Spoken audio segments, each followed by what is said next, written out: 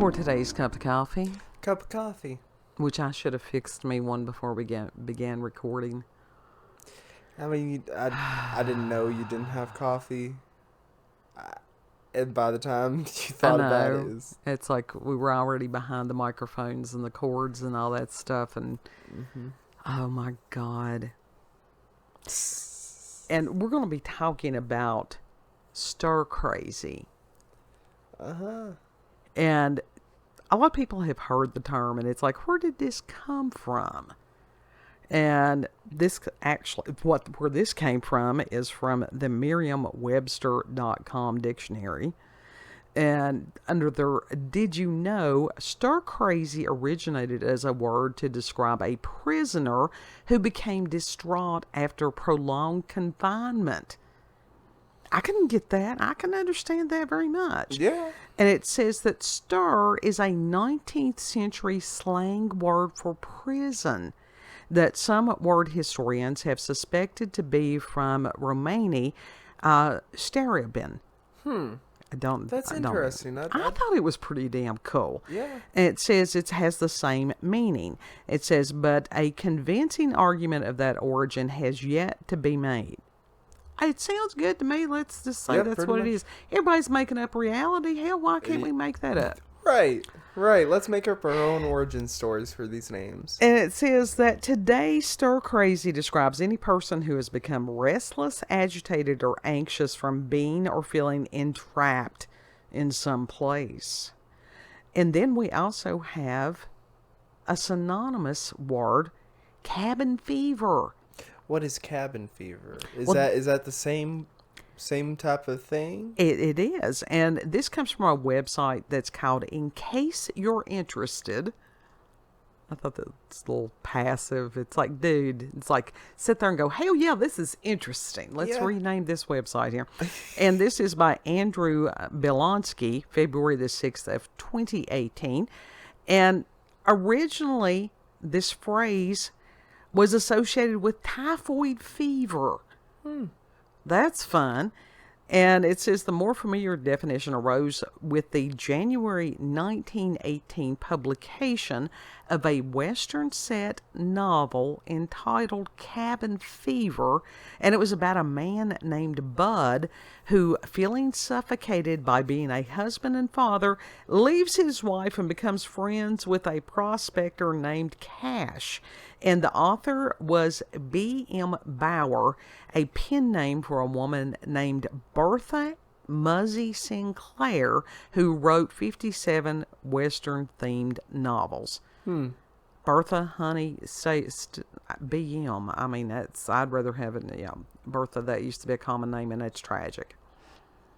I'm not even going to make a comment on that. It's like, that's, like, you said it best. It's a tragic name. Well, there's some historic names that went by the way, and that's a good thing. There are some names that never should have been. Well, that's true too.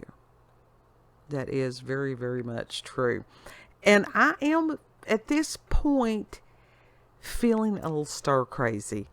I think I've got some cabin fever because I am usually out and about multiple times during a week. And since got whatever this ick came down with it at Christmas, and I think since then I have been out of the house twice. Yeah. And it's like, then we had the snow. Now we're uber trapped. And it's like they're saying that we may get 5 more inches of snow on top of the 5 or 6 inches that have yet to melt. It's a challenge. Fun. It's a challenge. When you are in one place for a prolonged amount of time, you are bound to get a little stir crazy now and then.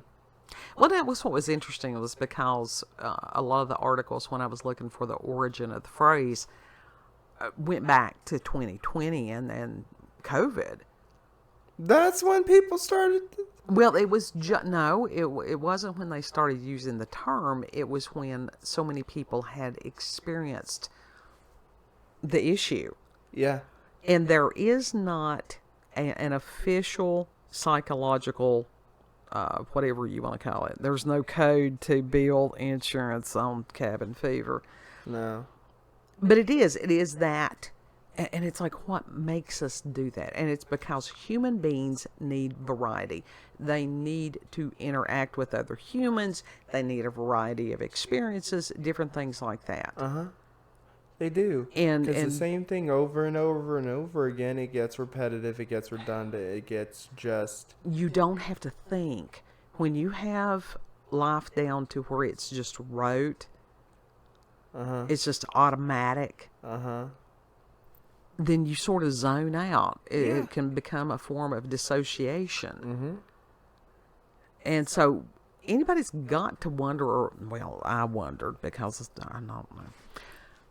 During that period of time of COOF, what did most people do as far as entertainment? They watched YouTube streaming services, they worked out, they did... Internet TV. Yeah.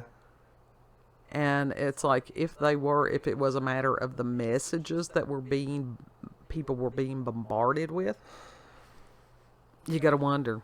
And I knew when it happened. I knew. I mean, hell, you didn't have to be a psychic to see that it would be 5 to 10 years before we saw the true ramifications for any of that idiocy. Yeah. And yeah, I mean, as far as, educational delays in children, including facial recognition of parents and speech delays and, emotional delays and stuff. It was horrible. Horrible. Yeah.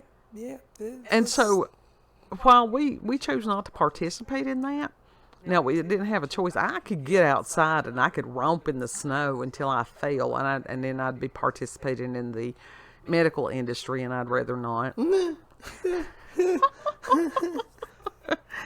So it's annoying not being able to get out of the house the way that I normally can. The people who were cooped up during COVID and stuff like that, a lot of those people that went stir crazy were the ones in their apartments. Oh, yeah. They were the ones in the apartments, and that they couldn't go nowhere. They were stuck in a fucking cube. Right. While the people in actual prison. With people in actual houses that had yards and such like that, yeah, they were all right. Yeah. Decently all right. Yeah. And then in some of those areas, it got so bad that if you had somebody on the other side of an open air park, that somebody yell at somebody about putting some kind of, sheet of paper in front of their face. Now, around here, that would have gotten a resounding fuck you. I didn't hear about that. Oh, yes, you did. Yeah, stay with me. Stay with me on this. I'm trying to, but if my memory's not working. It's all right. But as far as that going away, we're not trapped in here alone. No. We have 13 cats. 13. Oh, God. That is unreal.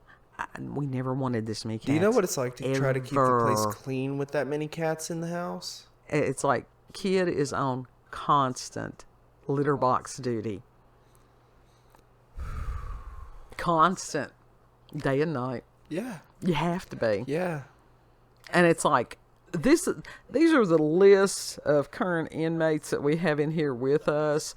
We have He-Hoo, Fo-Hoo, Hilo, Milo, Pancreas, Squeaker, Kiska, Voodoo, House, Jailbreak, Algonquin, Molly, and Hatchet. This is why I say, y'all want a cat. And this is why, as far as if I ever see anybody dropping another animal anywhere, I'm going to no, I will run them down. Yeah, I will find out where they live, and I will pay them a visit. Oh, I know where they live. I know where the ones that ours came from live. I know where to go. I can get that cleaned up real fast. And it's like, and they're bored. It is like being trapped with a kindergarten class. And you literally cannot entertain them all. No. Because if one wants to play, then others wants to start playing. You don't got enough fucking arms. All of And them. then they start fighting because certain ones don't get along. Just for people who have never really been around that many animals, animals have very distinct personalities. Yeah. And it's like every one of them, we've got 3 or 4 of them that are special needs. And it's insane. It's insane. Which does not help with our insanity. So it's just a little cluster of dysfunction up on this, snow-covered hill right now. Yeah. Yeah. And so, God help us. I would actually, if we had a sled or one of those, whatever tubing things or whatever, we could go down the front yard. I could do it once. Once. I could get back up to the house. I could roll down the hill. You had to get Omega to drive you back up to the door. That would be hilarious. It would absolutely be hilarious. But this is the thing with it, humor. Any situation that you're going through, if you use humor, the worst part of this, and I'm one of these that as far as very independent, I like solitude. Not all the time, but I think that it's where I was on the go and responsible for so much for so long. Severe burnout, severe. And so while this has given me an opportunity to sort of rest and recuperate, I'm kind of over it. Mm-hmm. And it's like, I do need to be able to go out and interact and do different things like that. The worst part is that it is winter. And the fibromyalgia, that ain't fun. Because there's so many things that I could be doing and would like to be doing and physically can't. And that's frustrating. That's the frustration. It is. It truly is. Because it's like you want to do something and then your body just says, nope, fuck you. Yeah. Yeah. That's a hard thing. Mm-hmm. And so what do? We sit and we amuse each other and we drink coffee. Or I drink coffee. And we're about to get more snow. Yeah. Yeah, we got about to be up to 12 inches, which is a foot. Yeah, we got 5 or 6 inches of snow, which has gone nowhere. And then we're supposed to get about after Friday. We're recording this on Thursday night. We're supposed to get about 3 inches of snow overnight. Oh no, that first snow. And then about 2 more inches on Friday. So that would give us a total of probably about 10, 11 inches of snow. I don't know. Something that was up with that first snow. I tried to make a snowball and it's too frozen at this point. No, this was like when it was fresh. Was it? Yeah. And it wouldn't stick together? Yeah. So it's that geoengineered snow? I don't know. Oh, it's probably what it is. Don't eat the yellow snow. That's piss. Yeah. That's piss. You have to warn people that these days. I mean, you really do. Now, I noticed that there was an odd consistency because I went out there earlier on the porch and was touching the snow. And I noticed also that it did have sort of an abnormal consistency to it. I don't know. Maybe it's just me, but I swear it feels colder than actual snow does. It was odd. It truly was odd. Like, and it's seriously, it made my hands colder than it did before. Well, and that's what I told you the other day after the snow had stopped, that you had these striated cloud-looking things that's long strings of cloud. Mm-hmm. And in my 58 years, I don't remember cloud formations like that. I don't. And it may have to do with the magnetosphere. It may have to do with solar storms. Who knows? Who knows? Dane Wigington very well may be correct on a lot of this stuff. There's a lot of questions. We have many questions, very few answers. Unless you study this shit intensely, you don't really know. Yeah. Yeah. And so on some of it, even if you did, you'd be sitting there going, that's odd. And you go on and make another cup of coffee. Unless you are one of those people that just has no other time just to stare up at the sky. Well, that's what the ancients did. They had a lot of free time. They didn't have the TikTok. No. I think No. it's better to stare up at the sky than to stare down at a screen. But that's just me. Final thoughts on the cabin fever kid. I threw his ass out in the cold. I got out! Yeah. I got out! Yeah. Oh, it's a real thing. It's a real thing. Yeah. Yeah. And like I said, I would have gone if I seriously, with as much snow and ice as we've got, got to that age, I have to be concerned about falls, which sucks. There's a lot of snow. I can try to shovel you a path. That one, no, actually, that makes it kind of worse because then you just get ice and it's better to walk in the snow. Rock salt. Well, we've got warmer weather coming the next week, so there's hope. I want this winter to be over with already. Yeah, well, this is always a rough month. What, we got 2 months left? It depends. This is, like I said, this is an El Nino weather system, so it's always iffy. With El Nino, a lot of times in this area, we get warmer than average first of the winter, which we always enjoy. And then sometimes we have these weird, like, we had a blizzard one year in, like, April. I think it was 93.